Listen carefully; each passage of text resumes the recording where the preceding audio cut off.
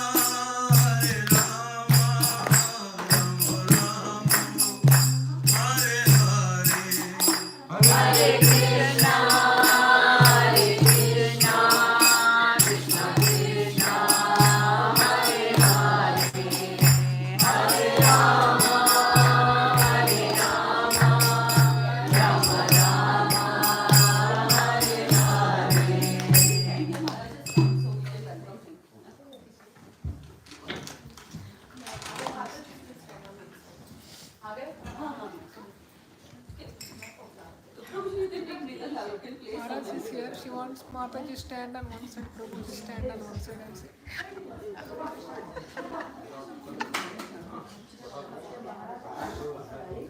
Mata, will not fit.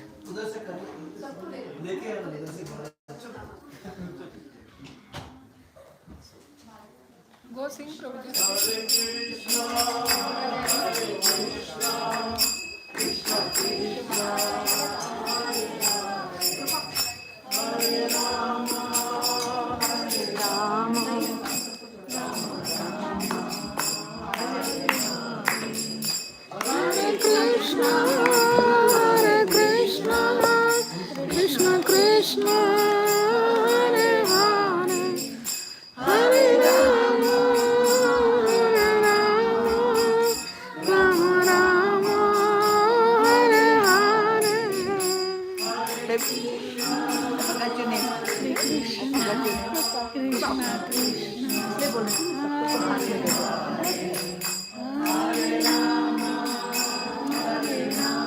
Those who are watching live, if you don't understand what's going on, Maharaj is coming, so they're going to welcome Maharaj. So, Hare Krishna,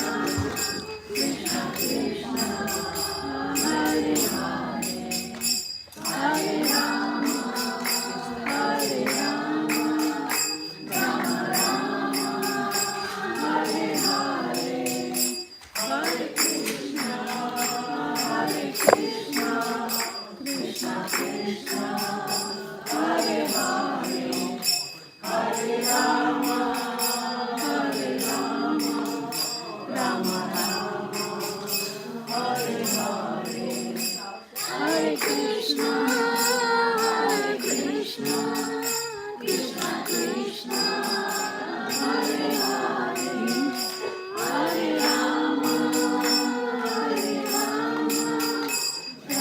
Rama Rama, Hare Hare, Hare Krishna, Hare Krishna, Krishna Krishna, Hare Hare, Hare Rama, Hare Rama, Rama Rama, Hare Hare, Hare Krishna, Hare Krishna, Krishna Krishna, Hare Hare,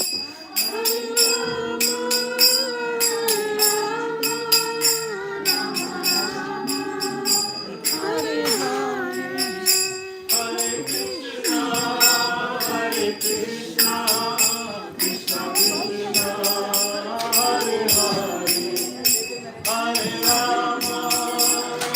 Rama, Rama Rama, Hare Hare.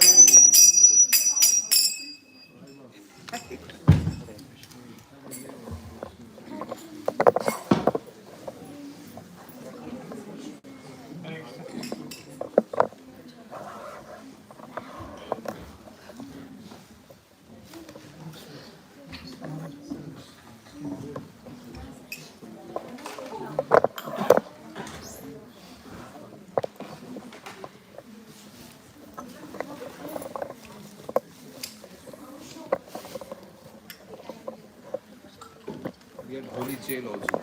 Holy jail. Hare Krishna, Krishna Krishna,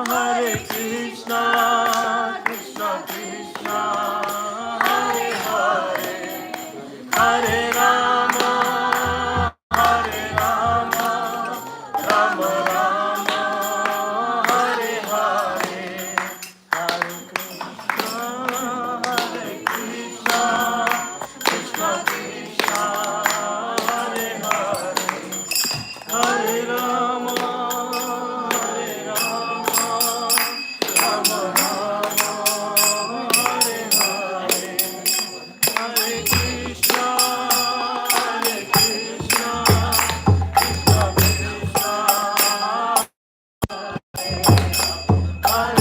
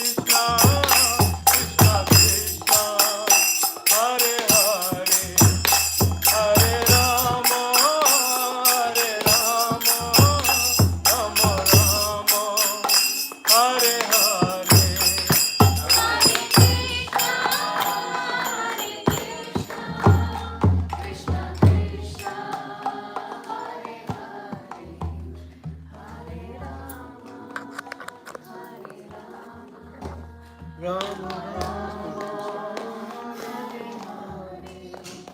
Hare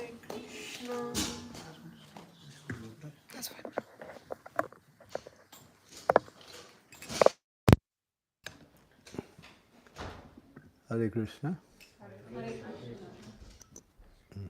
Is it on? Okay.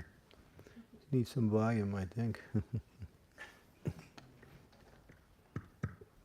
Hare Krishna. Hare Krishna. Hare Krishna. Hare Krishna. Hare Krishna. Can you hear? Yes. I want to sing one bhajan. Do you have your phones with you? You can find it on the phone. Kamagiri, you know it, don't worry. You know it. Okay. Can we do some introduction? Can I do some introduction or can you do later? Just tell him my name, that's all. So, Hare Krishna devotees. Thank you all very much. I request move forward. I mean, do this some little later. There's some open space here. Come forward. And wait, who's the host here? Right. So today we have a special guest, His Holiness Chandramauli Swami Maharaj. He is direct disciple of Srila Prabhupada. He is a brahmachari who served Prabhupada. He is in the movement more than 55 years. no. How many? 50 years. 50 years. So he was also a temple president in Columbus many years back. He lived in New England. He lived in Chicago. He traveled around the world. Now he's spending more time in Chicago. He's an initiating spiritual master. He travels around the world. He's inspiring so many devotees. So we can sing his glories so many. I mean, down to earth, very simple, and then everybody can approach. Maharaj, he's famous for his dancing. He's famous for sense of humor. So he will be here for next 3 days. Today is giving the class here. Tomorrow he'll be in the Sunday feast, and also the home program on Monday evening. So this is a schedule for Maharaj. So once he can sing, after we're going to talk about the topic, and after we can open for question and answers, then after we can answer for short. I also want to thank Kamagiri Mataji, that is his God sister, Prabhupada disciple. Thank you very much.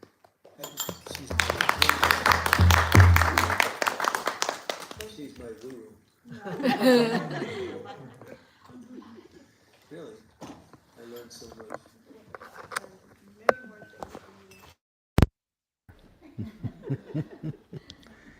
Okay. So, do one thing every day that makes you happy, okay? That's what it says. Okay, there's one bhajan. This bhajan is, it's the title of it is Nama Kirtana, so you can look it up on your phones.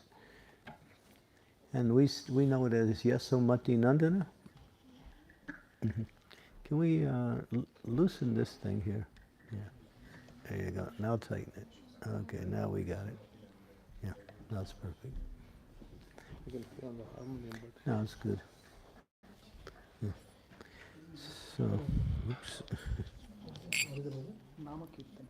Nama Kirtana. It's just like we chant the Hare Krishna Maha Mantra, which are the names of the Supreme Personality of Godhead, Krishna. So this particular bhajan is just the names of Krishna. Different names of Krishna and his pastimes in Sri Vrindavan Dham. Yasomati Nandana Brajabaranagara Gokula Ranjana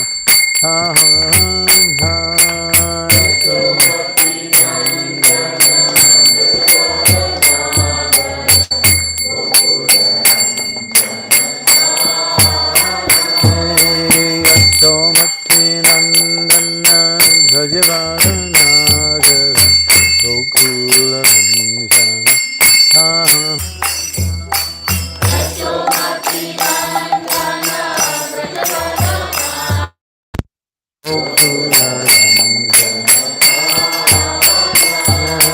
Gopi Parananda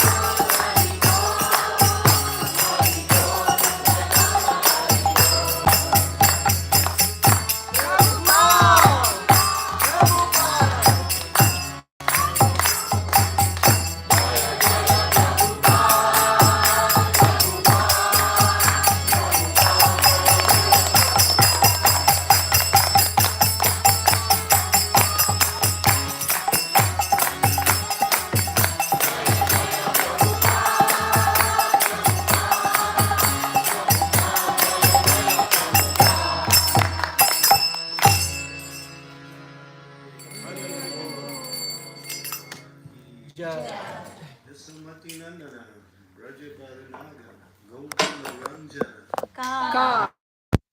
Come on.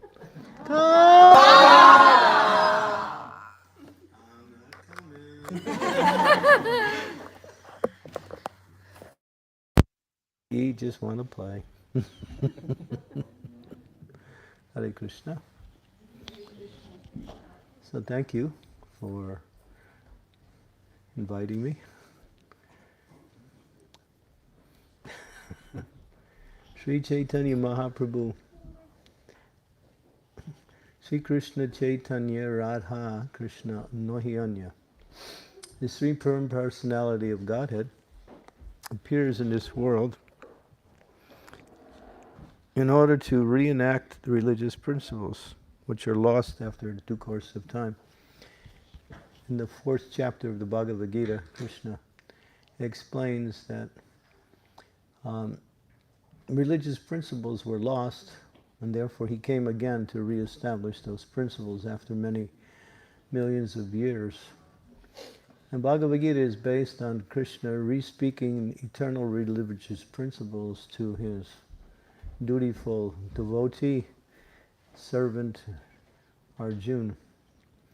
As time goes on, religious principles get lost and it gets mixed in with irreligious principles and sometimes with mundane activities. And the essence of religious principles is lost. But Sri Chaitanya Mahaprabhu came to revive that again. It's like, sometimes they say, you have to present this old wine in new bottles. It's the same thing that Krishna taught 5,000 years ago. It's the same thing that was taught billions of years ago by the Supreme Lord in his many incarnations that appeared on this earth. But as time goes on, material tendencies start to infiltrate the religious principles, and people see religion as one way to improve their material conditions. But religion, or spirituality is a better word, is the essence of this living entity's existence. Jiver Surupaya Krishnera Nityadas. And this is the identity of all living beings, is to develop love for Krishna. So in developing love for Krishna, it means simply to awaken what is already there. It's like you have a treasure somewhere, but you don't know where it is. So the whole science of bhakti is to rediscover that hidden treasure, which is the nature of the living entity's ultimate perfection, or happiness, satisfaction, and ultimately return to the realm of existence which is natural to our, what we say, happiness, and that is the spiritual world.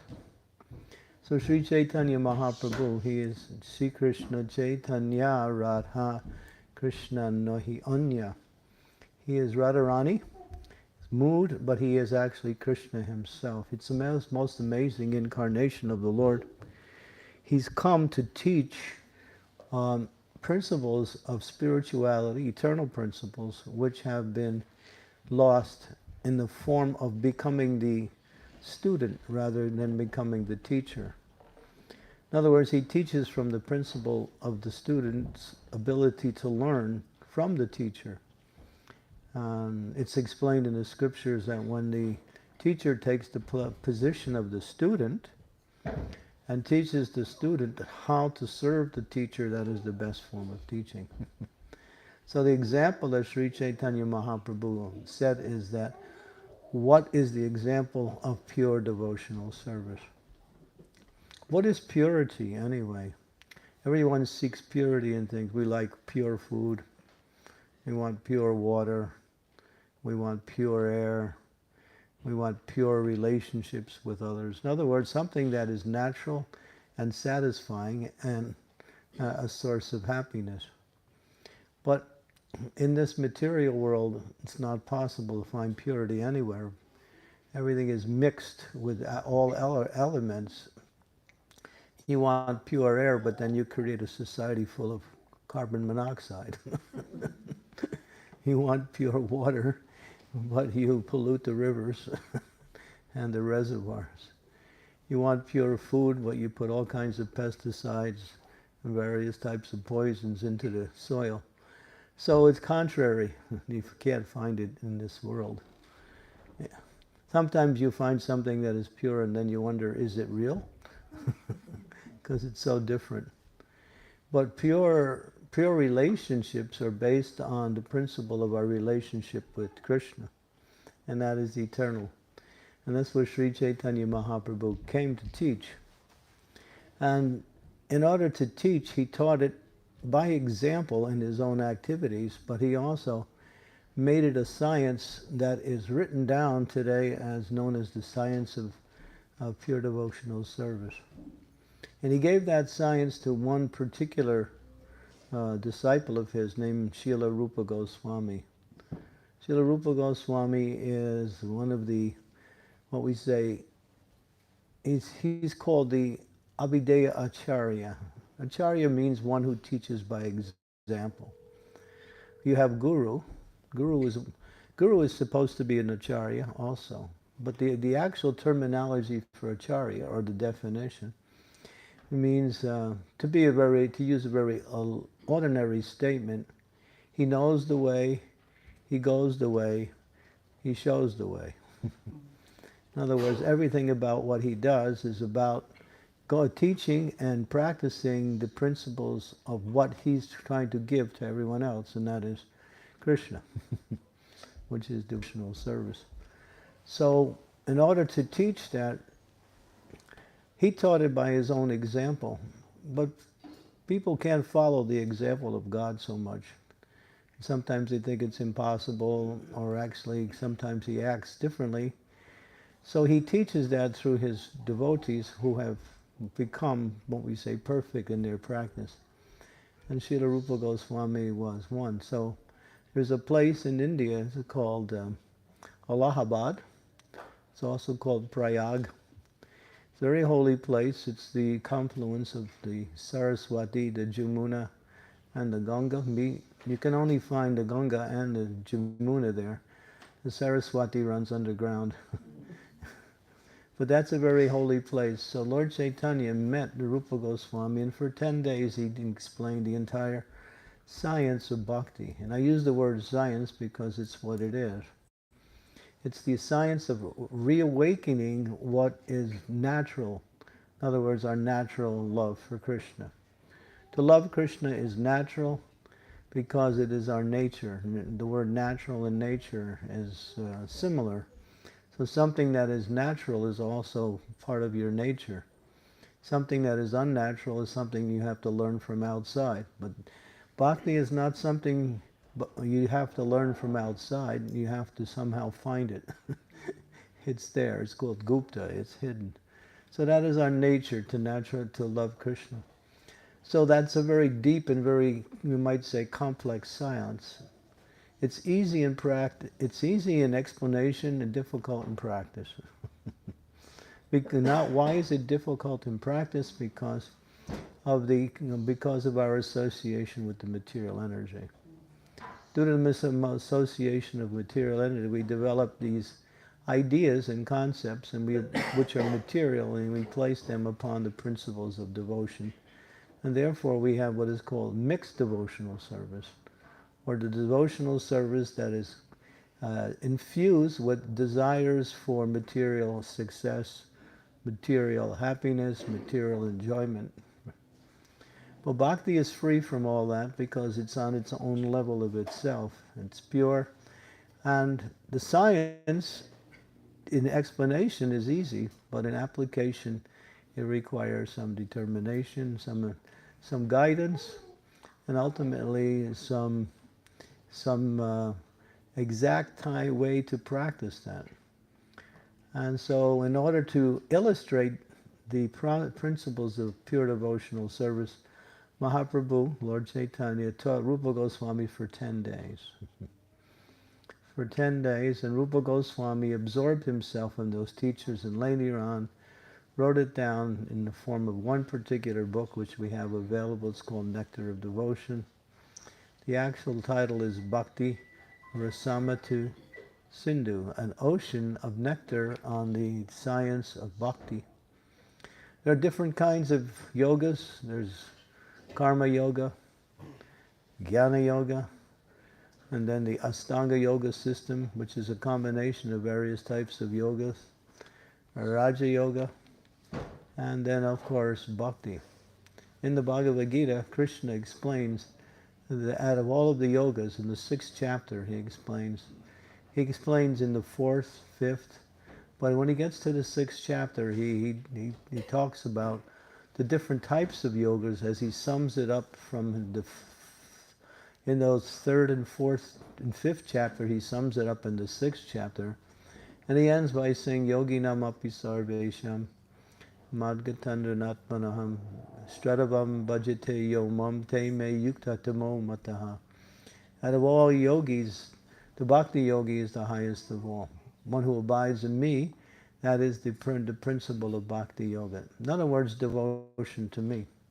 Karma yoga means to simply work in a certain way that is desirable, that is called what we say, auspicious activities, and offer the fruits of the results to Krishna and also gain something material from those activities.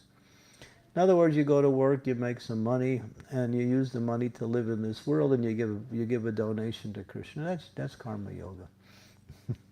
That's karma yoga. Jnana yoga means to study the scriptures and understand the difference between what is material and what is spiritual. And through the process of elimination, you come to understand that you have nothing to do with this material world. What is my connection with the material world? It's the development of a certain consciousness that has been adapted according to the fact that I have a material body and I have material responsibilities, I have relatives, friends, nation, country, so many relationships in different levels on existence. And then we understand that I have nothing to do with any of that because I'm a pure spirit soul. But because I live in this material world, I have these responsibilities, so I engage in activities related to these different aspects of society and individual development. And but then one sees through the process of meditation, pranayama, various types of offerings, pujas and yogas, that it's simply all external. My real existence is that I am a spiritual being. And then, but then again, because there's no actual activity on the spiritual platform, it's more like meditation and prayers and various things. One understands the difference between what is temporary and what is eternal, and knowing oneself to be eternal and free from these designations that we adopt. Like I'm a man, I'm a woman, and I'm Indian, I'm American, whatever else. I'm old, I'm young. Go on, give you all of the definitions. These are called upadis, or external definitions of our existence that we adopt in this material world. But who I really am is completely different from that, and that is that Jiver Sarupai Krishna Nityadasa. I'm a pure soul, part and parcel of Krishna. Somehow I'm come to this material world. How I got here, I'm not sure. But now I'm here, what do I do? Some people say, well, I'm in the jail, so I might as well make a nice comfortable position in the jail. So I get a nice television, I get more jello than the rest of the prisoners. And I have, I enjoy my existence in the jail. So that means accepting one's imprisonment in this material world as natural or normal, trying to make the best use of what we say, bad bargain. But the idea is to get out of the jail, then you're a free citizen. So therefore this jnana yoga seems to help us come to the platform that I have nothing to do with this world. But it doesn't take you to the position of who you actually are in action. In other words, rendering devotional service to the Supreme Lord. And therefore, they gain what is called liberation. They merge into the existence of the Lord, or to merge into the bodily effulgence of the Lord. And they stay there for some time. They enjoy some freedom. They enjoy the happiness of being free from suffering. But then again, as explained in the Srimad Bhagavata, Aruna Krishna Padam Padam Padanti Yada, because there's no devotion to the Supreme Lord in action, then they Padanti Yada means they again fall down back into the material world and take up material activities. These are the jnanis, the yogis, the impersonalists.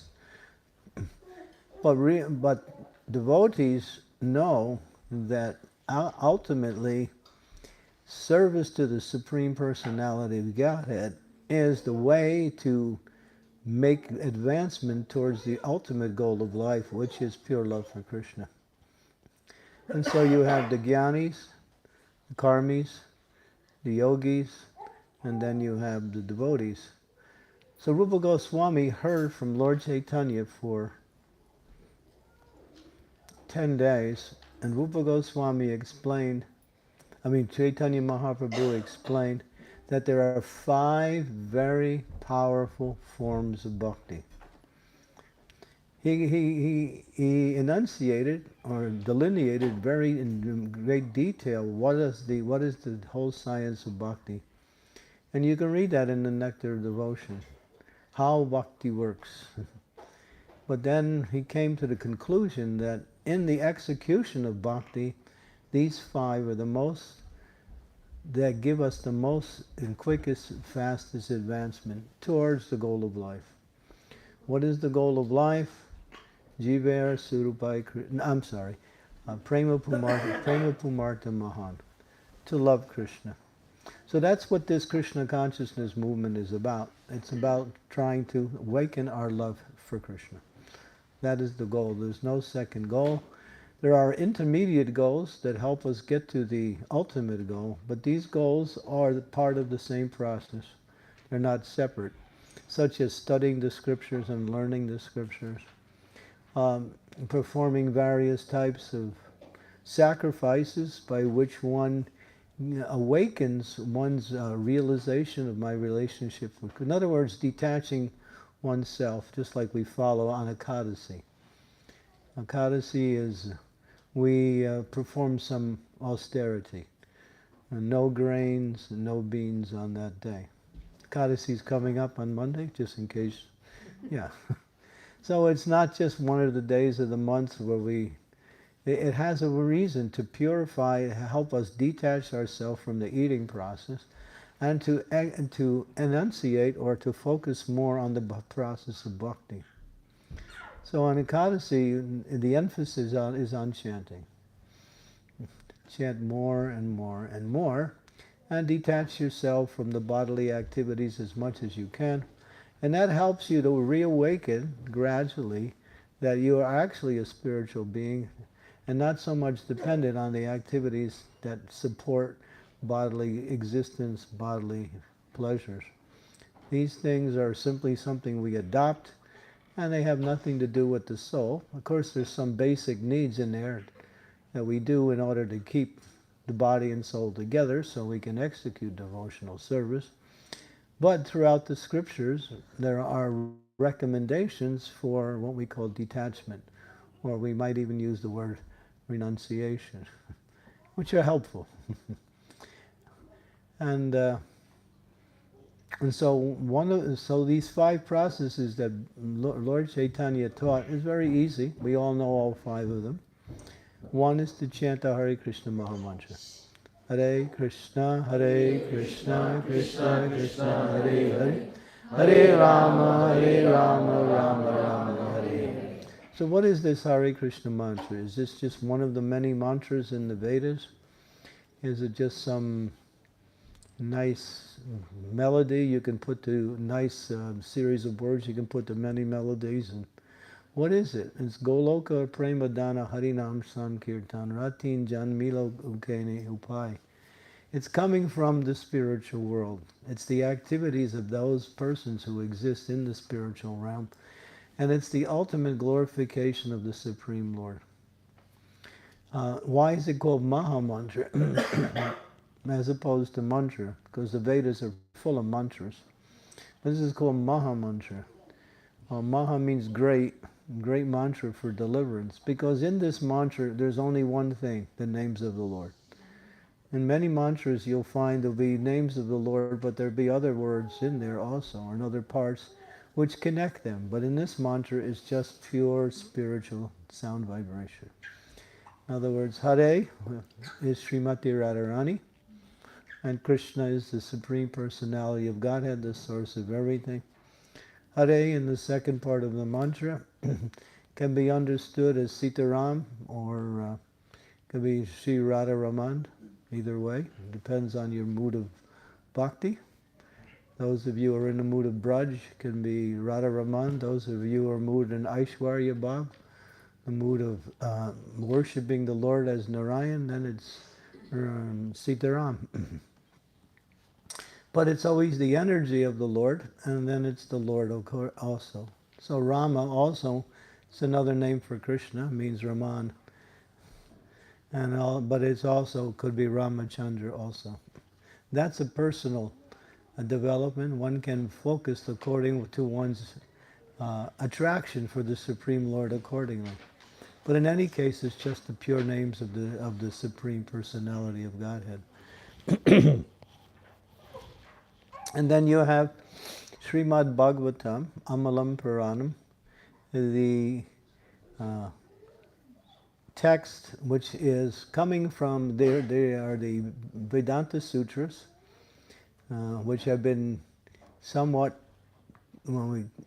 condensed into the Brahma Sutras and then expanded by Vyasadeva, who is an incarnation of the Lord into Srimad Bhagavatam, which is the complete science of bhakti, but centered around the activities of Krishna in his different incarnations. Ultimately ending with Krishna in Sri Vrindavan Dham, which is the highest realm of existence. And this is unique. So we should understand we are in a very unique time. Sri Chaitanya Mahaprabhu and Lord Krishna only come once in 1,000 yuga cycles. A yuga cycle is about 4,320,000 years. And you can times that by 1,000, so you get 4,320,000,000 years. That Krishna appears, and right after Krishna appears, Sri Chaitanya Mahaprabhu appears. And only then is the realm of Vrindavan, which is Krishna's ultimate abode, his most intimate realm of existence, only then can one attain to that level. Only when Krishna appears and when Sri Chaitanya Mahaprabhu appears. Before that, only one can reach the spiritual world in the Vaikuntha realm, which are the manifestations of God, which is also the pure spiritual realm. But the intimacy and loving relationship with Krishna is taught by Sri Chaitanya Mahaprabhu in the mood of Sri Vrindavan. Why? Because he is in that mood himself. He's Krishna with Radharani's bhav, we say, Radharani's love for himself. So if we study the life of Sri Chaitanya Mahaprabhu, which are there in Chaitanya Charitamrita, Chaitanya Bhagavat, Chaitanya Mangala, these are three of the main scriptures that describe the pastimes, activities, and the teachings of Sri Chaitanya Mahaprabhu. Then we'll understand what is this process of pure devotional service. So read, it's in here. Read and hear Srimad Bhagavatam is one of the main processes of pure devotional service. The other one is to worship the deity, Archa Vigrahar form. Angani yasya sakalandri vriti manti pasyanti panti yanti ananda sinmaya govindam.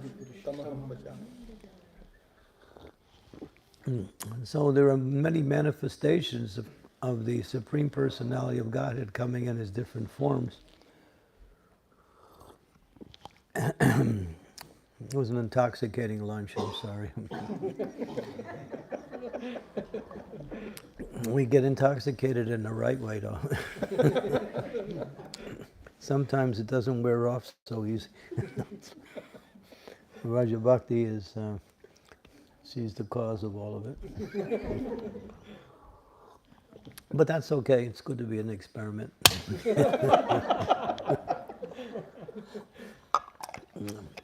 It was a very successful experiment. So, to experiment deeper in our spiritual life, we need to hear and read Srimad Bhagavatam. Nasta prayeshu abhadreshu nityam bhagavata sevaya.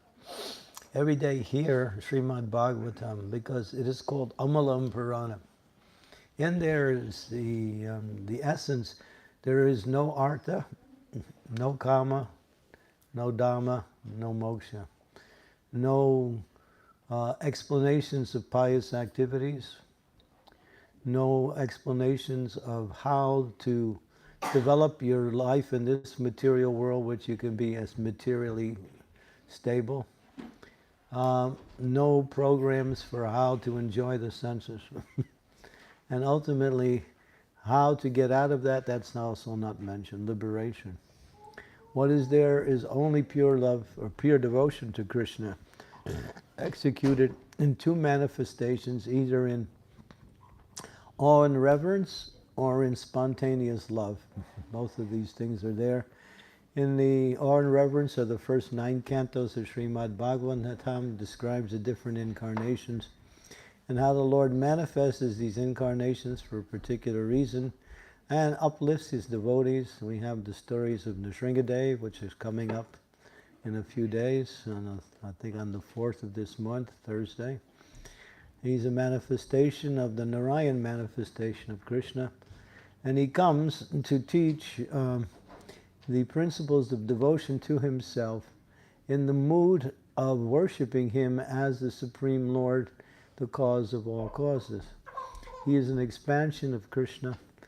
He's one of the expansions by which the devotees take shelter in order to get protection from this material world and to also become free from the illusion of material happiness. So each of the incarnations of the Lord have a particular feature that they teach, along with eliminating irreligion and uplifting the world towards eternal religious principles. And you have Vamanadev, and you have so many incarnations of the Lord. What are some of the other ones? Vamanadev, Nrsingadev, Matsya Avatar, how the Vedas were saved. What is another one? Kurma, Varaha, Varahadev, Parasuram, all of these incarnations. And also Buddha is mentioned. Buddha is an incarnation of Krishna also, but he's there to teach how to distance oneself from causing any harm to any living entity, even in the name of spiritual activities. He taught ahimsa, which means non-violence, even to living entities such as animals, everything.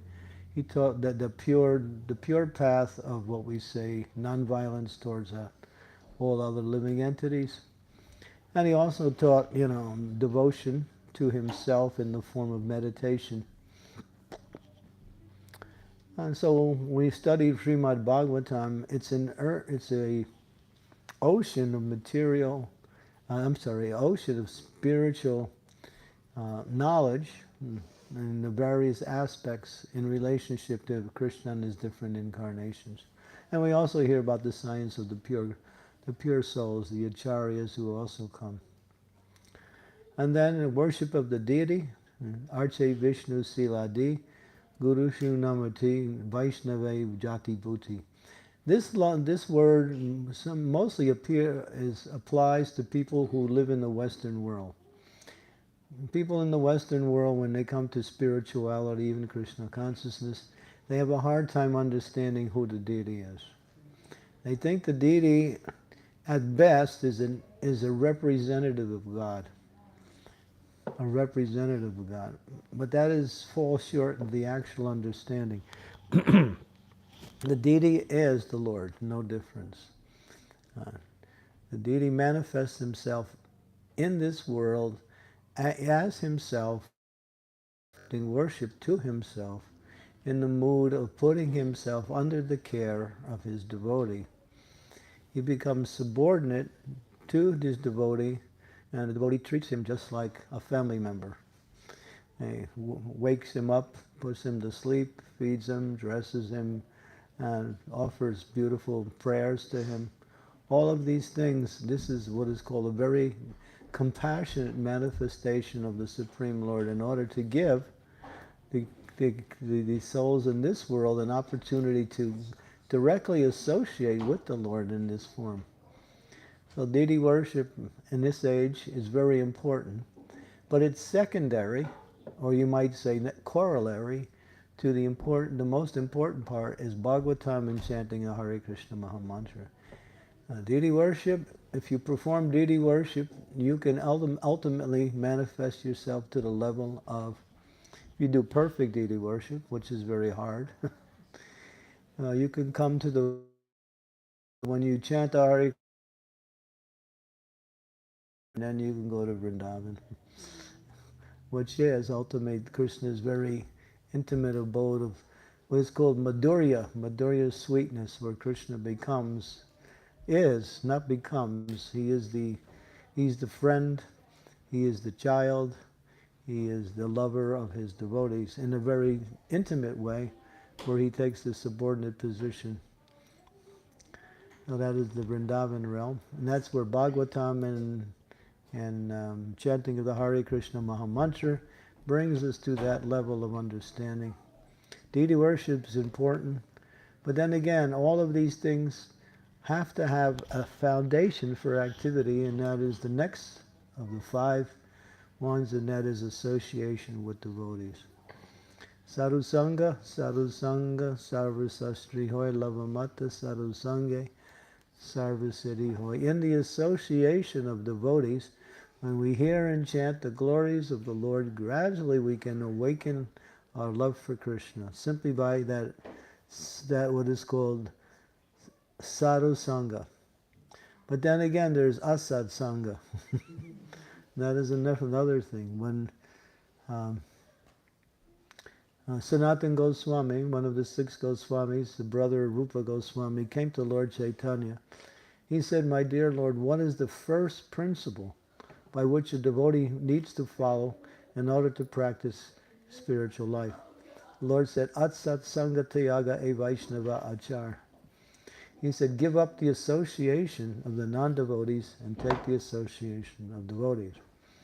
So you might think, well, how do I do that? I got a job. Not all my colleagues are not all devotees. I have to go to the store and buy some groceries. They're not pure devotees who sell groceries. So how do we, but that's not association. What is association? We use 2 words, affection for. When you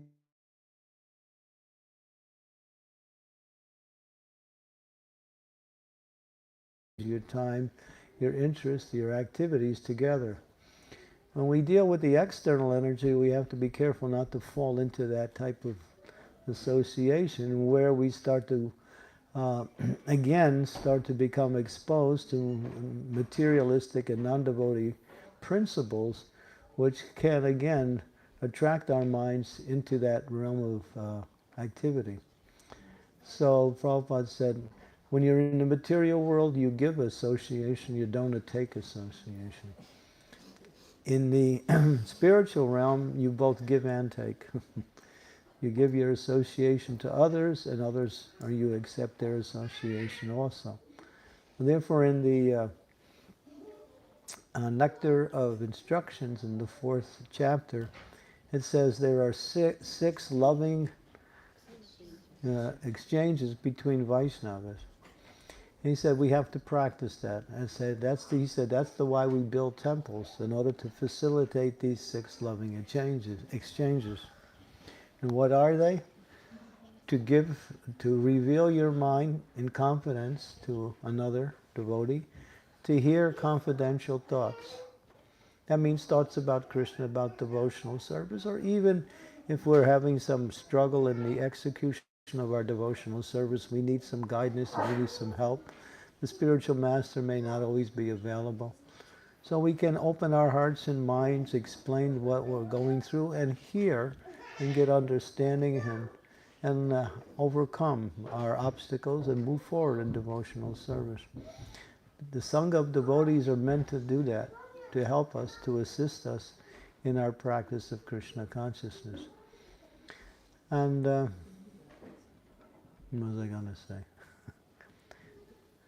Yeah, so in that association, we develop affection for other devotees. In other words, there's a certain intimacy that develops, that a devotee will do anything for another devotee, and another devotee will do anything.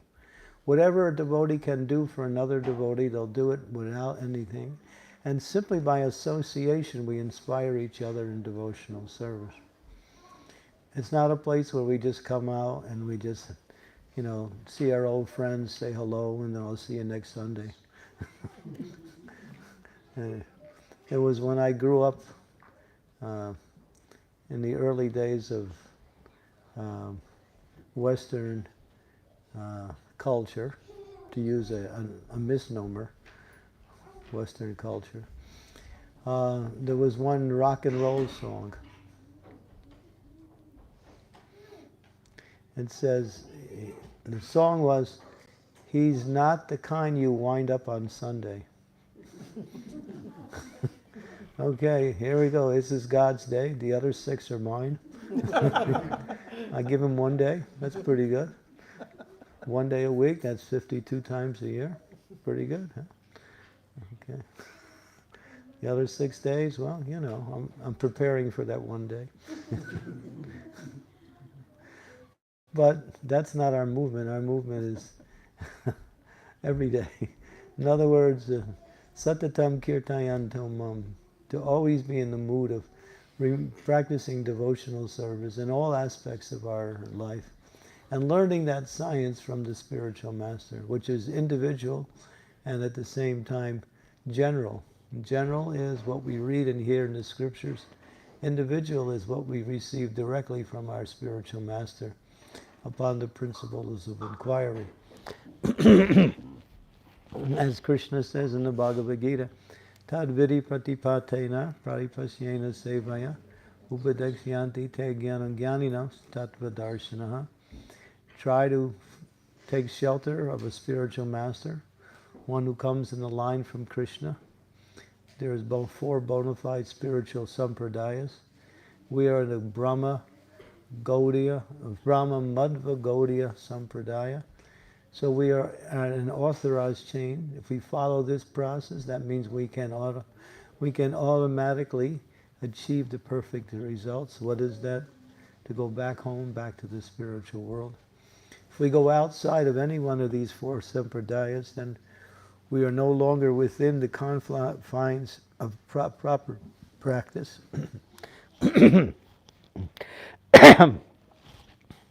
One has to follow the sampradaya. In other words, the teachings that are given by Krishna coming through his acharyas, his teachers, all the way down to Srila Prabhupada. Especially Srila Prabhupada. We need to hear and remember and exchange the knowledge that Prabhupada has given us in the form of these books, his lectures, his conversations, even his letters in some cases. So many ways that Prabhupada delivered the science of bhakti, and from all angles of vision he covered everything. Any question, any concern, anything you want to know, you can find it in Srila Prabhupada's books or his teachings, his words. It's all there. It's just a matter of finding it. Any question you have. There's no question that Prabhupada didn't cover, because he knew after he left there would be sometimes confusion. Well, Prabhupada didn't give us this, he didn't say this. He did. You just have to know where to find it. Some of it came out in a very intimate way with others in small conversations. Others came out with his general lectures, but the most important part is his books. His books, because he foundationalized everything in his books. And whatever you want to know about Prabhupada and the science of bhakti, you'll find it in 4 books. And Srimad Bhagavatam, Bhagavad Gita, Nectar of Devotion, and Chaitanya Charitamrita. These 4 books comprise the entire science of bhakti and all the questions that may arise in our execution of devotional service. All the answers are there. And then association of devotees, again, we were saying how that important is. And again, going back just to this point again, when we associate with the outside world, we do our business. But when it comes to relationships, we develop those with devotees or friends and family members. Hopefully they're devotees. And those are more intimate, they're more confidential, and they're also based on our personal needs and desires. The external environment, somebody gives some support for our material needs by providing us some occupation for those of us who live in grihastha life, some interaction with the material. But one has to be careful not to get trapped by these irreligious principles, because nowadays it's very fashionable to take spiritual principles and present them in a material way and make it look like spiritual principles. That the more materially successful you are, the more you are God conscious. Forget that one. It has nothing to do with it. God consciousness is the nature of the soul's existence, and it has nothing to do with the external environment. Although the external environment can be supportive or can be aversive to our spiritual life, it has nothing to do with our actual spiritual growth. The real growth is the purification of the heart, which comes with chanting the Hare Krishna Maha Mantra, hearing and reading Srimad Bhagavatam, establishing the deity in our home and worshipping the deity nicely according to the rules and regulations given in Sri Pancharatra in a very simplified way, and associating with devotees. And the last of the 5 principles is living in the holy place. So it mentions Mathura, Vrindavan, Mayapur, these are considered holy places. But the extenuating definition of holy places is any place where Krishna's worship is the center. So you're building this temple, and this is important. It gives a chance to all of us to come together and keep Krishna in the center. It's a place for worship, place for association, place to purify our heart and ultimately understand deeper our relationship with Krishna. So these temples that's also a holy place, like that. And you can also make your home a holy place when you establish the Lord in your home and you worship Him according to the principles of proper worship. And then your home becomes a mandir. Like that. It's not just a place for eating and sleeping and taking care of business, but it's a place where God becomes the main person. He's the head of the household. In Vedic culture, you find that the deity was always considered to be the main person in the house, and any decisions made by the families were always presented before the deity with prayer to get the inspiration from the deity how to move forward in anything, even our practical things. Some of you may have had that experience growing up in traditional India. So it's like that. That is the culture, that the deity actually becomes the main person. He's the person who actually owns the house. It's his house, not yours. You're just renting it. You paid high rent, but that's all right. What else would you do with it? So he's the main person. There's a beautiful story. Should I tell it? Sri Chaitanya Mahaprabhu was, he was very renounced when he would travel. He would be in his mood as sannyas. So he would tell his devotees, disciples, when he traveled, don't bring any food, don't bring any money. We are simply beggars. Whatever we need will be provided by Krishna. And so he had one assistant. His name was Govinda Ghosh. And Govinda Ghosh was a brahmachari assisting Lord Chaitanya. And his service was to go out every day and beg foodstuffs and then come back and cook for Chaitanya Mahaprabhu. So whatever he would beg, that's what he would cook, and that's what the Lord would accept. So this went on for some time. Then one day, after doing that, the Lord said, I want some Maya Balan, some haritaki, which is a very powerful digestive. So he had to go out and beg it. So he was out there he came back 2 hours. It took him a while to beg. And then while he was coming back, he noticed that he had gotten more than what Mahaprabhu needed. So he took half of it and put it aside, thinking, Lord's going to ask for it tomorrow, so I'm going to keep it aside. And then when he asks, I won't make him wait anymore, like I did today. So he gives it to him. The Lord's satisfied. The next day he goes out and begs. The boga cooks. And then the Lord again asks for haritaki. And he gives it to him immediately. And Lord Chaitanya looked at him. He said, yesterday you took so long. How is it? You are now bringing it. My dear Lord, yesterday I made you wait. Today I didn't want to make you wait, so I kept some from yesterday. Lord Chaitanya said, not good. This is stocking, collecting. He said, therefore you should get married. Yeah, he told him. He said, this is not the business of a brahmachari to collect. Hare Krishna. So, you're not a brahmachari, are you? No, I didn't think so. You look like one. He's like brahmachari. He's so happy. It's hard to think that he could not be a brahmachari. He looks so happy.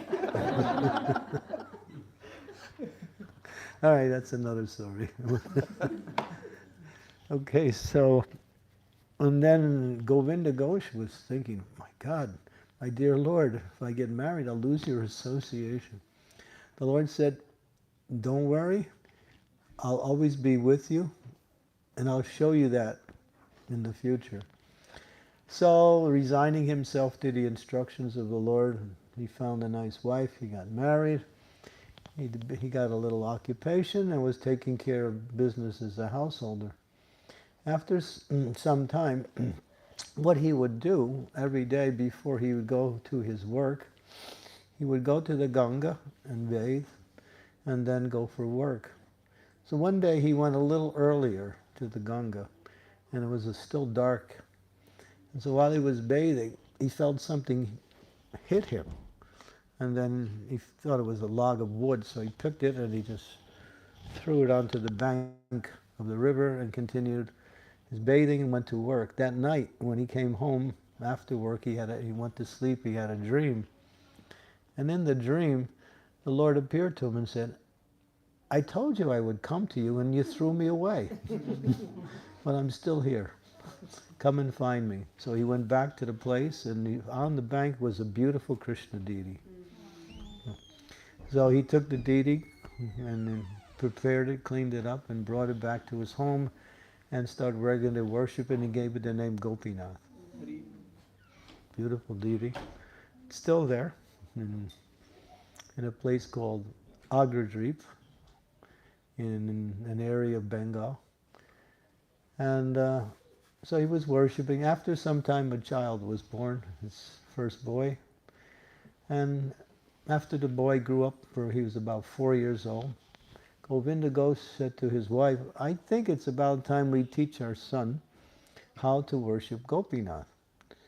So you prepare the offering for Gopinath, and I'll teach him how to worship the deity. And he called his son, Said, now you should learn how to worship Gopinath.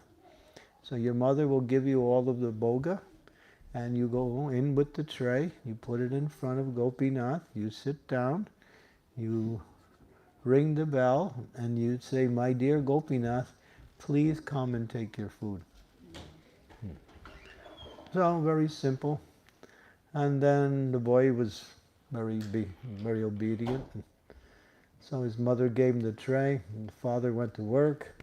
He went into the deity room, put the tray in front of Gopinath, sat down, rang the bell, called the Lord, please come and take your food. But then the boy was thinking, he's not eating. My mother and father want me to give you this food, but you're not eating. Gopinath, why you're not eating? You're not eating. Eat, eat, eat. So the boy was getting a little emotional. And he's trying to get the deity to eat. So finally, the deity said, I'm a deity. I eat, but not like you. No, you have to eat. My parents will be unhappy. You're not eating. What happened?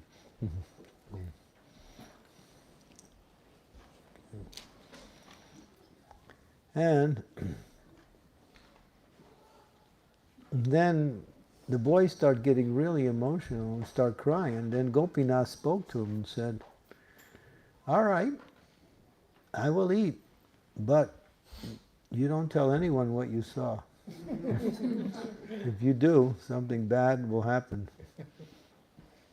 So the Lord ate everything on the tray. And then he came out. Nothing on the tray. His mother said, where is the prasadam? When he remembered, Gopinath said, don't tell anything. So he didn't say anything. But his mother was a little persistent, so she started pushing him.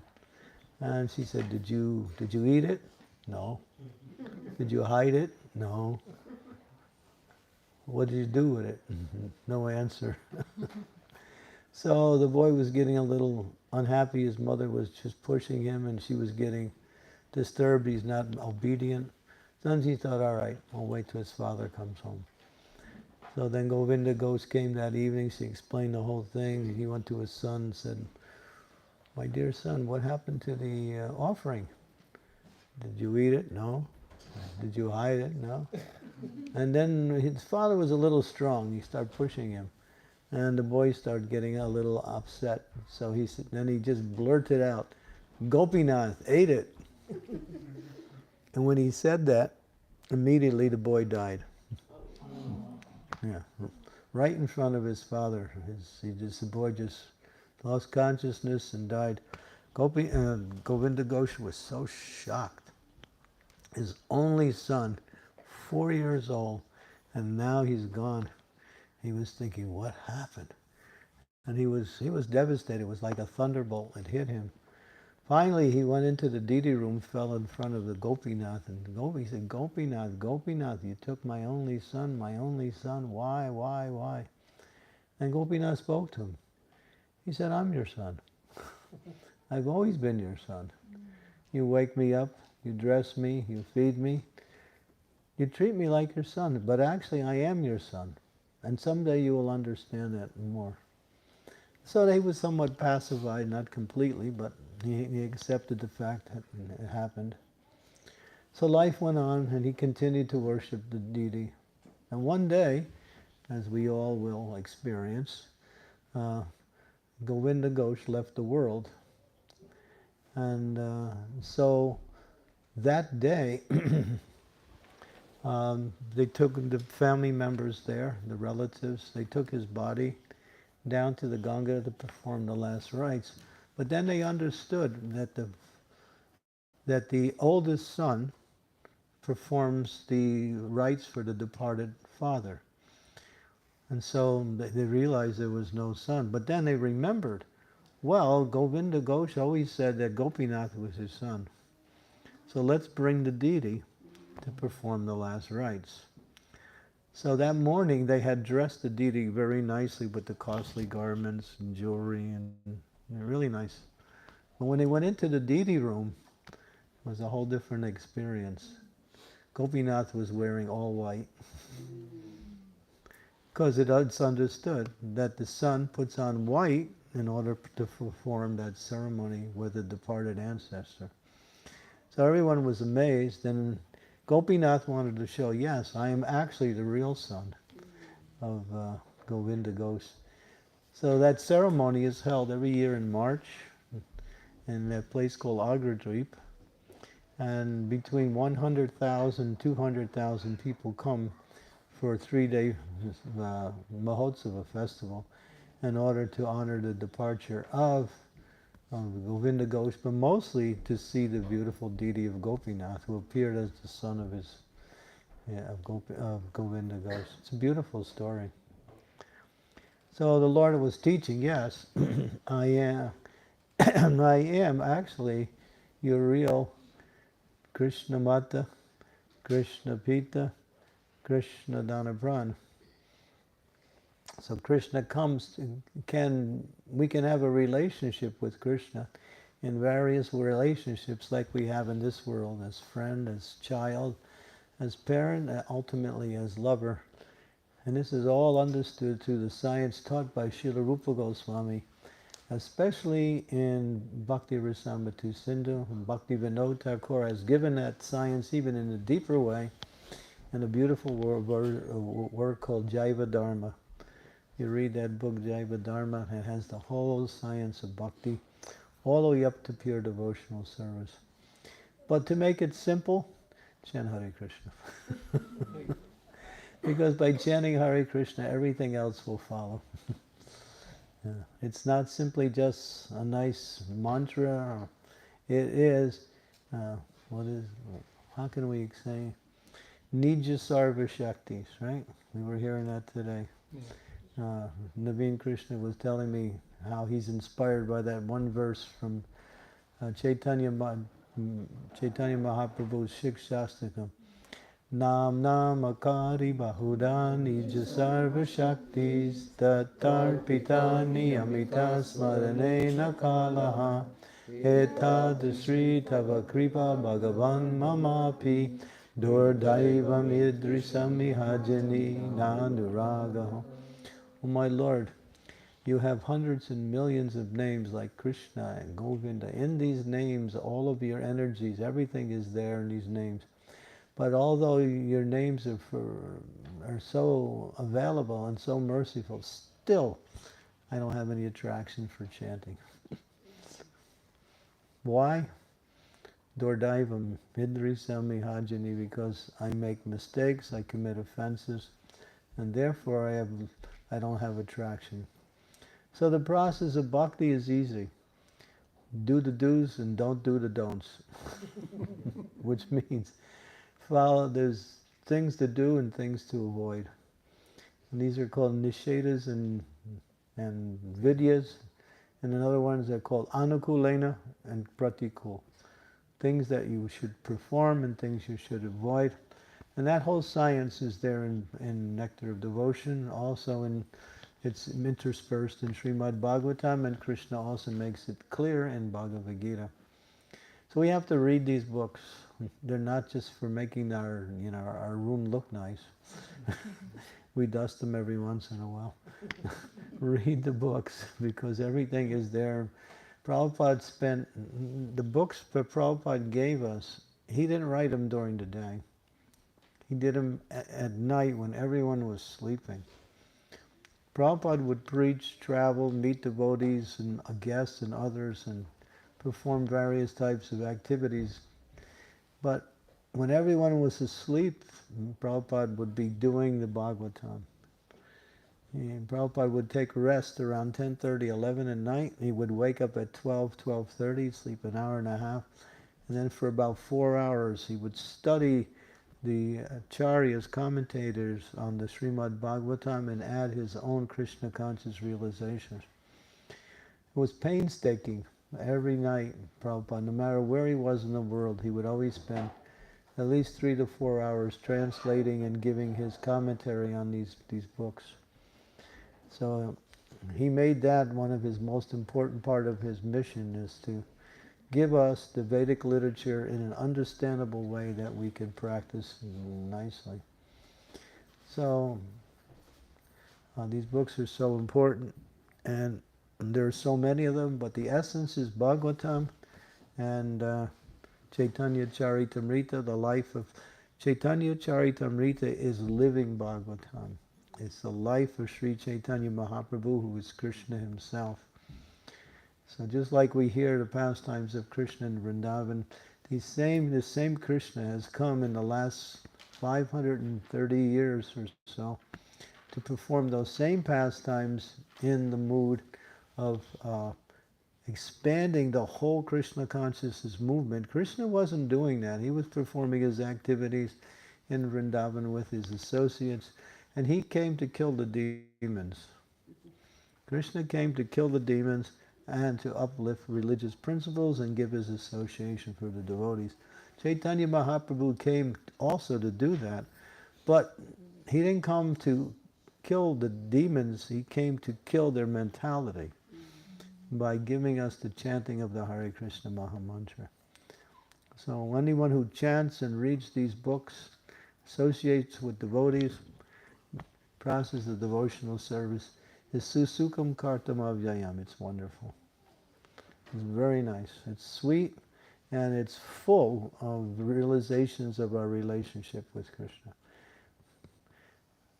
I'm sure many of you also know what those realizations are, but to experience them, that is the most important thing. Because Krishna consciousness is not like reading the menu, but it's like eating the food. That means it's a realization. And that's why these books are so important. And of course, worship the deity, chant the Hare Krishna Maha Mantra. Very simple. But I'm too busy, I got to make money. But who's making money now? The government, that's all. They make all the money, they print it all the time, and they pass it out. So, money can't make you happy. Money has some value when you use it in order to live in this world, and at the same time use it to expand religious principles. So you have this beautiful temple. It takes money to make a temple. But what is money? Money is Lakshmi. And Lakshmi belongs to Narayan. Yeah, if Lakshmi is away from Narayan, she becomes Durga. Look what happened to Ravana. He tried to steal Lakshmi, he got Durga instead. He got Mahakali, actually. Finished. He was thinking, I'm going to get the goddess of fortune. Of course, he didn't know, but this is the program of the materialists. They want God's energy, but they don't want God. You can't separate the two. You can try to separate it, but ultimately, when you try to separate Lakshmi from Narayan, or from Radha from Krishna, from Sita from Ram, you ultimately get something opposite, because they go together. So whatever resources that Krishna gives you through your honest endeavors in this world, live nicely, but use it to expand devotional life. And you'll see, Krishna will give you more. Nobody has given anything to Krishna and is becoming poor. That's not possible. You don't become poor. Because Krishna says, oh, they know what to do with it. Here, I'll give them some more. Because Krishna is the source of everything. Sarvasya teham riddhi sanivitso. I give you remembrance, I give you forgiveness, I give you knowledge. He gives you everything. Everything comes from Krishna. Even the intelligence to live in this world comes from Krishna. The intelligence to engage in devotional service, that's Krishna.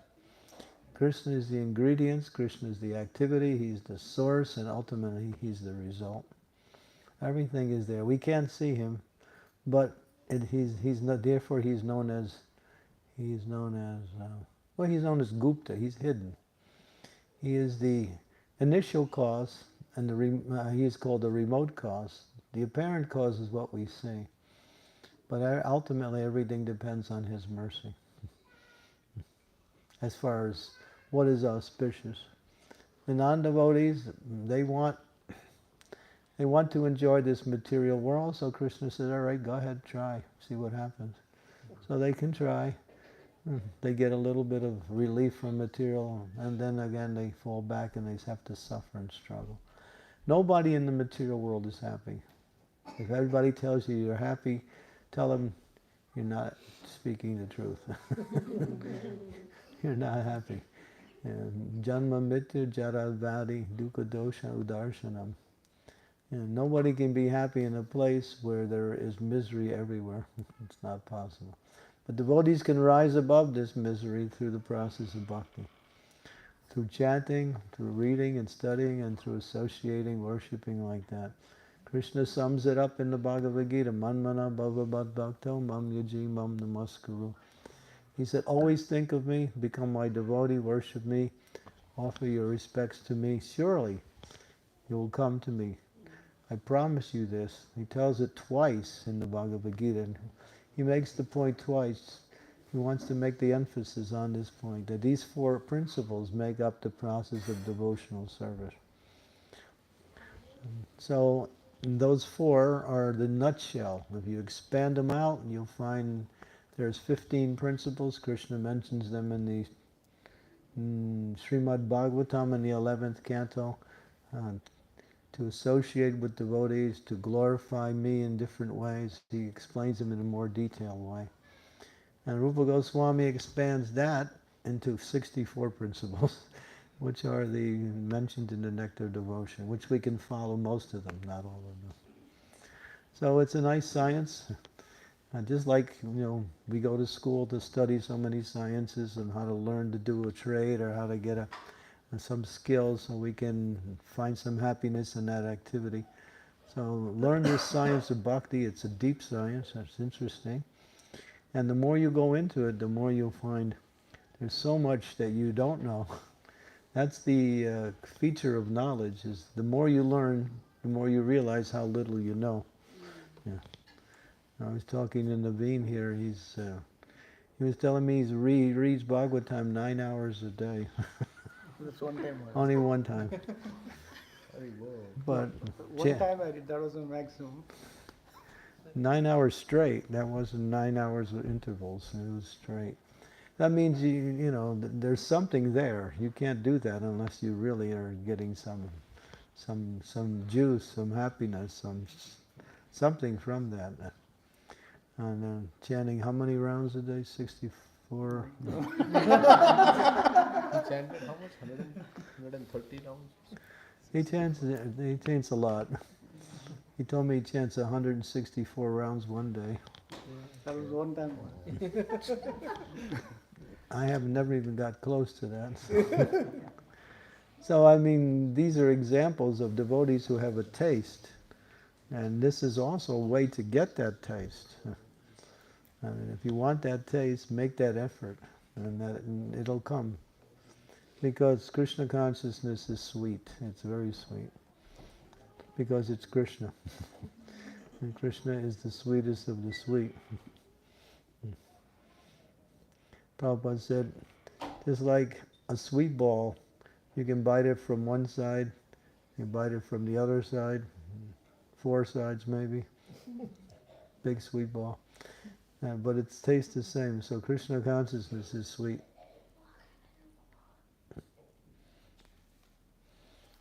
Why? Because it's the nature of the soul. And it's Krishna coming in the form of this process of purification. But ultimately it's not Krishna. But it is Krishna. Why is it not Krishna? Because it is his internal energy, Srimati Radharani.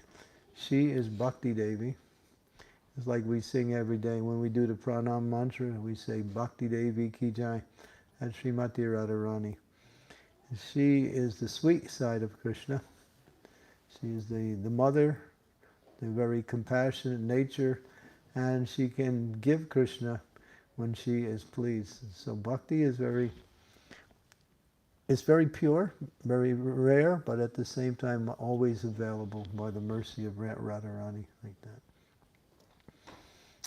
Hare Krishna.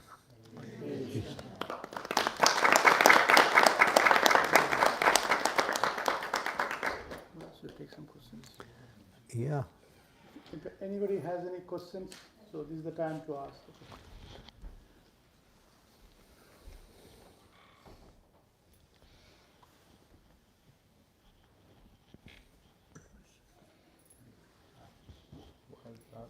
Because nobody's asked. You have a question. Okay. Maharaj, can you give some tips for making focus the chanting? Because when we chant like The mind so many wanders, and Chanchalahi Hare Krishna, Pranati Bhalavadriva. Can you give some indications on how we can improve the quality of attention? There are books on that, especially by His Holiness Sachinandana Maharaj, who was really went into that deeply. His book is, the recent one is called, what? Living the holy name. Living the holy The Living Name? The living name. Yeah, the Living Name. One of the points he makes in helping us bring about attention, it's a very simple point, but the explanation is quite elaborate, and that is, concentrate your attention on the first Hare. In other words, when you're chanting, always really try to hear the first Hare in every mantra. And that, by doing that, after a while, you'll be able to hear the rest of the mantra nicely.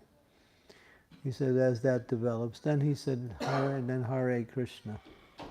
So this is a technique. A technique is something that is a guiding principle.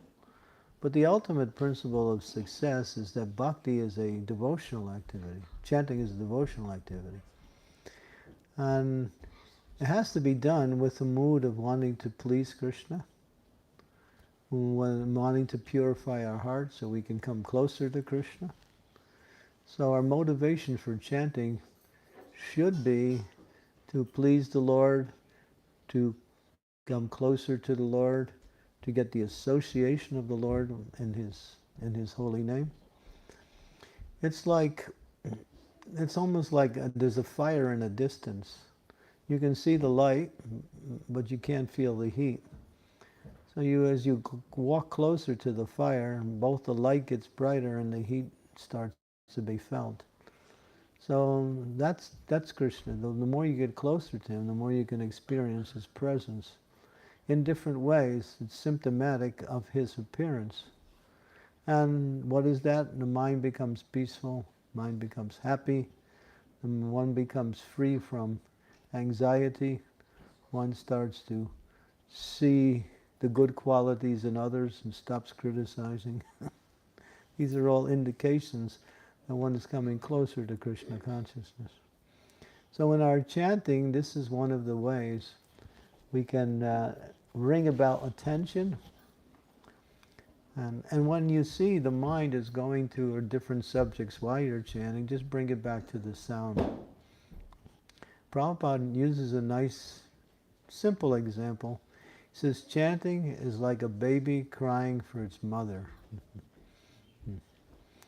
Baby crying for its mother. The baby knows, the baby can be taken and given to other ladies when in a distressful condition, but the baby will not be happy until it gets back to the mother.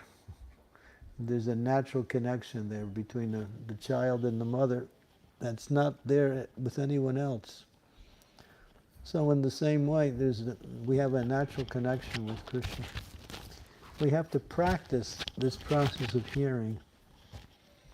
Yep. Krishna explains, when the mind goes, bring it back. When it goes, bring it back. And just keep practicing that, and then try to hear the sound nicely. Don't be in a hurry to finish. This is one of the ways which minimizes our quality of chanting. The speed of the chanting will increase according to the attention that one develops. You may not be able to understand that practically or logically, but you'll find that when you're hearing nicely, the rounds go really fast. Really fast. Even if you try to go fast and you're not hearing nicely, they're not going fast. It's the hearing process that brings about the meditation and then the absorption, and then it becomes just you and the holy name, that's all. So practice this hearing process. Wherever the mind wanders, bring it back.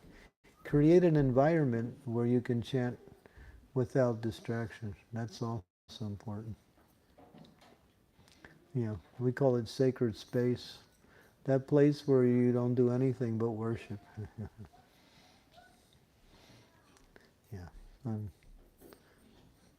But I would suggest, if you want more information in a detailed way, you can read Satchidananda Maharaj's book, The Living Name. It's a good book. Yes. There's also Bhurijan Prabhu's book by Japa. Yeah, Bhurijan Prabhu, yeah. Bhurijan gives a very simple thing. He says, just hear one mantra, that's all. If you tell the mind 16 rounds, the mind says, I'll see you later. Let me know when you're done, I'll be back. The mind becomes overwhelmed and it just wanders. So if you tell it, mind, just listen to one mantra. And then you hear one mantra, and then you say the next mantra, just one mantra, just one mantra, just one mantra. And it kind of tricks the mind into hearing. That's a technique also that Bhurijan mentions, right? Yeah. It works. But then there's one thing that I also found that's helpful, and which people have come back to me and said it helps a lot. He said, the sound is right here. Kind of put your ears right to where the sound is coming from. That's a technique. Just try to, center your hearing right where the sound is coming from. And not anywhere else. And there's other things too you can do. What do you do with your left hand when you're chanting?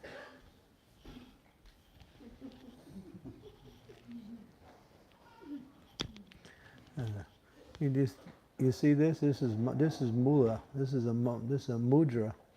This mudra is for concentration. So you can use that. I showed it to Satchidananda Maharaj. He liked it, so he added to his preaching. Yeah, like this. You see yogis, they do that. So then you have something to use the other hand with. It's like, and that way the other hand's engaged also. It helps concentration, it also does. Like that. And there's other things too. But I think the most important thing is that to pray to Krishna, my dear Lord. And Bhaktivinoda Thakur gives one formula. He says, you can't chant attentively unless you pray to chant attentively.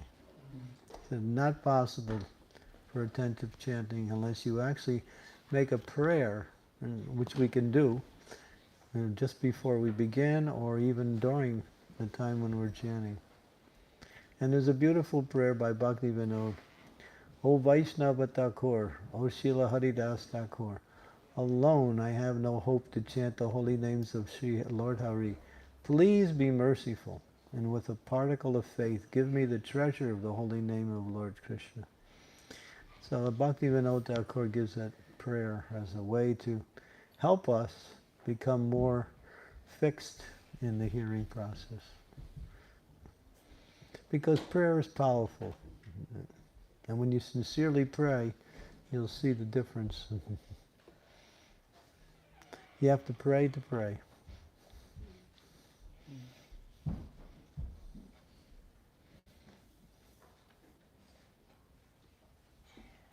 Yes.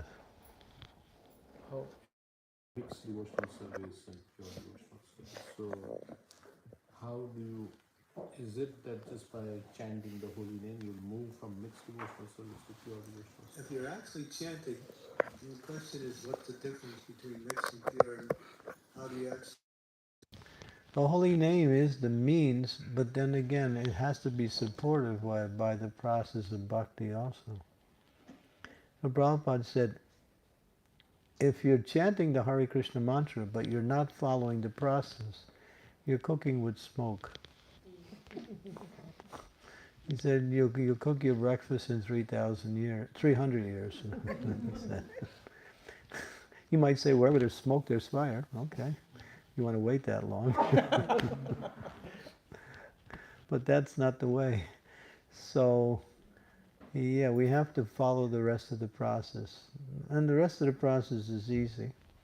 We chant 16 rounds. We avoid certain activities, which are called the 4 regulative principles.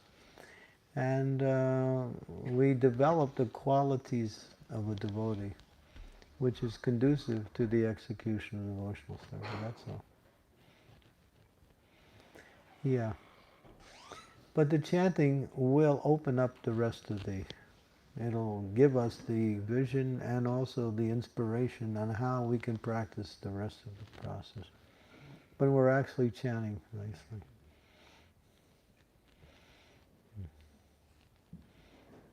Yes. You want to come down there? It's okay. Because I have a series of questions to ask you, Prabhuji. Hare Krishna. First of all, it was very profoundly good lecture, Prabhuji. I have learned a lot from the lecture. I got a series of questions, so probably I'm just thinking that I can put in a one sentence the questions probably I want to ask you.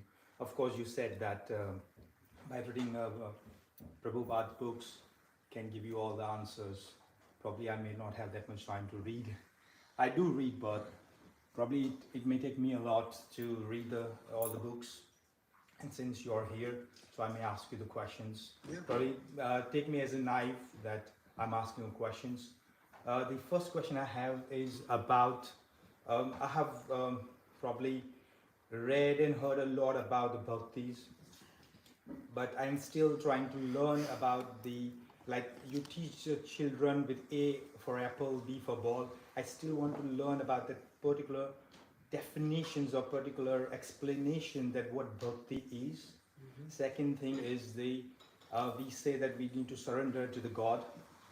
So my question is that what is that to surrender to God? Means what, when we say you surrender to God, what exactly you mean by that?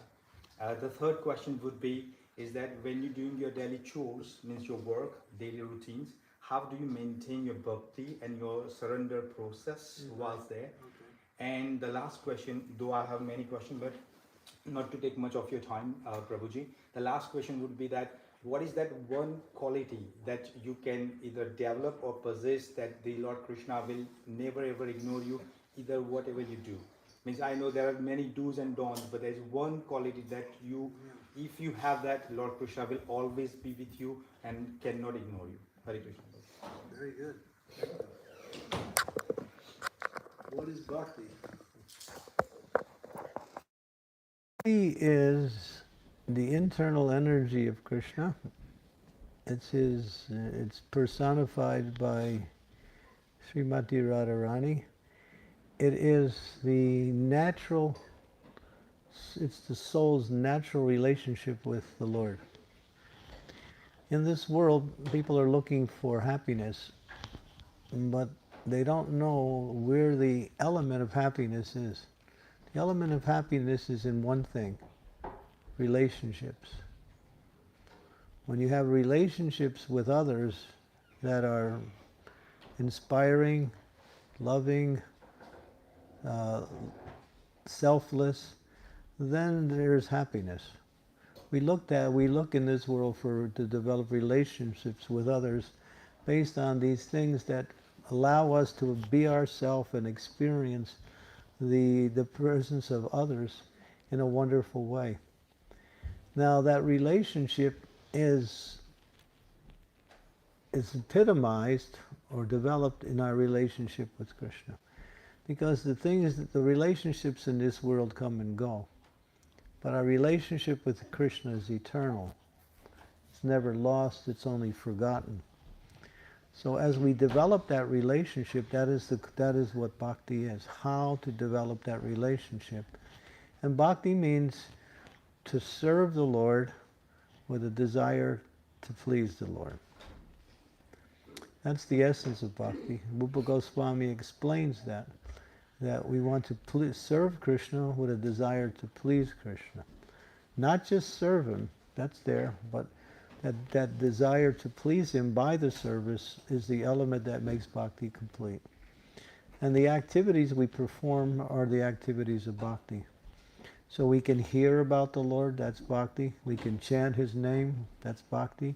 We can remember him, that's bhakti. We can worship him in his deity form, that's bhakti.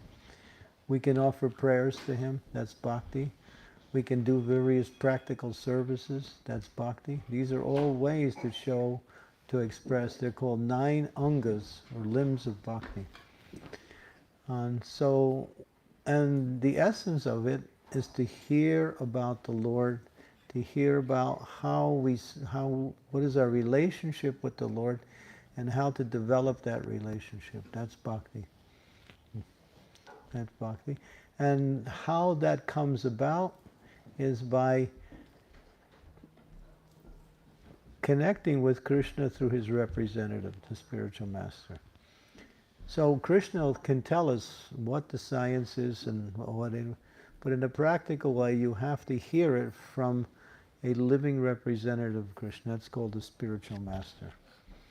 So that spiritual master is an empowered representative of the Lord to bring about Krishna consciousness to others. So he has that quality, and those who come to him, the first thing we do is we inquire, what is my relationship? We offer, and then you ask, well, what is that quality that makes every other quality less, and the most important quality? And that's mentioned in this verse. Tad viti pradipratena paripasyena. Paripasyena really means humility. Humility is that quality that opens up our relationship to the Lord. And then we approach the Lord by approaching his spiritual master, and we ask questions. We are willing to offer respects to the spiritual master as being the representative of Krishna, and ultimately we do some service. These are the 3 things. So humility is the most important quality because it allows us to absorb the elements that the spiritual master will give us. If we have a challenging mood, if we have a defiant mood, then we won't be able to make much progress. We have to have faith that Krishna has come in the form of the spiritual master. But then you have to understand, who is a spiritual master? What are the qualities of a spiritual master? What are the activities of a spiritual master? And then you have to know that also. So once you find that person, then you can find everything you need through what is called inquiry, submission, service. These 3 things are there. But it's quite simple, but it's something that we have to practice in order to develop, because we're practiced in another way. We're practiced that, I'm the center, and the world around me is for me to, attack, enjoy, understand. But the devotional service is Krishna is the center, and I'm trying to learn simply what is my relationship with him, how to act in that relationship, who is Krishna, what is his qualities, how does he interact with us, how does he interact with the material energy. All of these make up the science of bhakti, and all of it can be learned from the spiritual master. So we have Srila Prabhupada's books, but then again, Prabhupada's not personally present, so we can learn about the science and about Prabhupada directly from Prabhupada, but in a practical way, as far as execution of our daily life, we need to hear and take shelter of a spiritual master. And the first principle is, we call it aspiring. There you simply, there's no initiation process, there's no formalities. Then you simply agree to follow the instructions. After 1 year of doing that, then you can decide whether you want to continue in that way or actually take formal initiation. And then once you get initiated, then you follow principles and you make a vow to follow those principles. Then it becomes a sacred vow which you follow every day the rest of your life. And then you get the what is called a direct mercy of the Lord. And by that, the next step is called an artha nivritti. Those things that are unwanted in your life, they go. By the power and mercy of the spiritual master and by your service to the spiritual master. Yeah. And then those things that are blocking your path of bhakti, these misconceptions or material conceptions, all of them start to gradually decrease and are ultimately eliminated. Then you move forward and you become fixed in serving the Lord. And serving the Lord by serving his representative, the spiritual master. So that's, in essence, that's more like a summary of the answers to your questions. Hare Krishna. Is that okay? Yeah, perfectly fine. I totally understood. Thank you very much. Hare Krishna. Thank you for asking.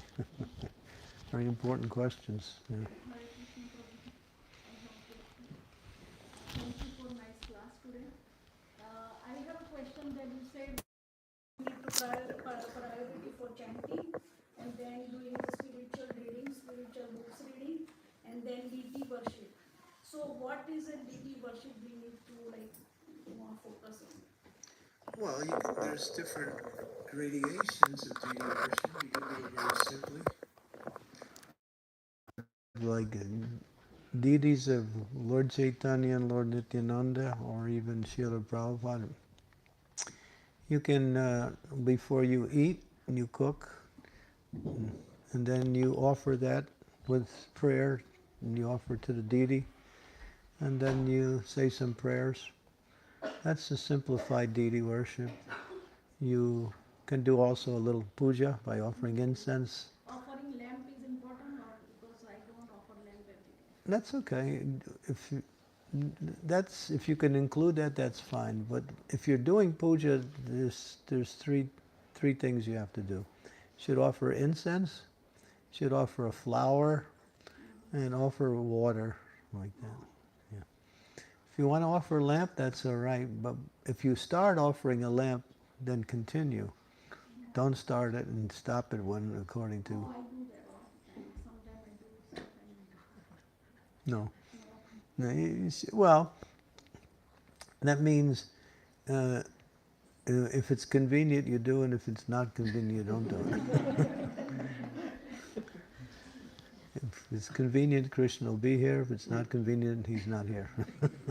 So it's somewhat of an obligation. We make a commitment. Just like when you get married, you have to make a commitment in relationship to playing your role as a wife. So there's some commitment, there's some responsibilities, duties that come with that. So the same thing with Krishna. But these commitments are simple, they're not really hard. They just have to be done regularly, that's all. Okay, Hare Krishna, thank you. And we also in Columbus Temple, we engage the devotees in deity worship. So you can see me after that.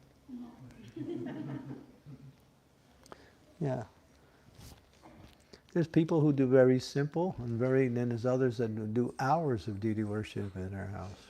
Very elaborate. Even more than sometimes in the room we do in the temple. But whatever standard you set, we have to keep the standard. You can't keep adjusting the standard according to time.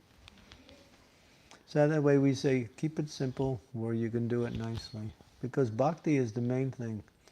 The worship is a way to show our bhakti. But bhakti is the main thing.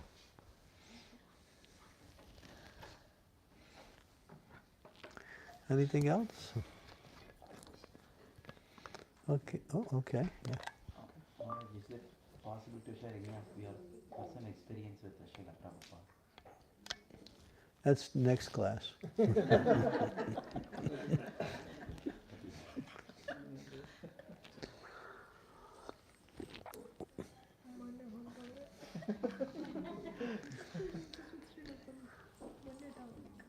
Monday home program. Only home. Monday. So only home. Monday.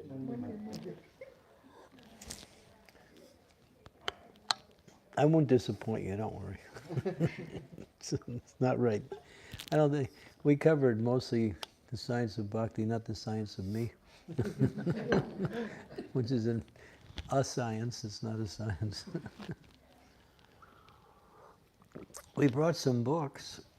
It's called Krishna's Way, Simple Living, Prabhupada's instructions on how to develop agriculture, cow protection, simple living based on the way Krishna lived. Many statements by Prabhupada based on that. So those books are available for a very simple donation. Yeah. Did you put the books out? Yeah, we put the book, one, a few there, we have more here. Oh, yeah. Yeah, so we brought 12 books. Only 12 books. Yeah, so, You can get it signed by yeah. You can also sign. How much you? Well, we asked you for $6 donation. Only 12 copies. And it's, Whoever gets the book, Maharaj will personally sign in that book. He will autograph it. And leave it. We'll get.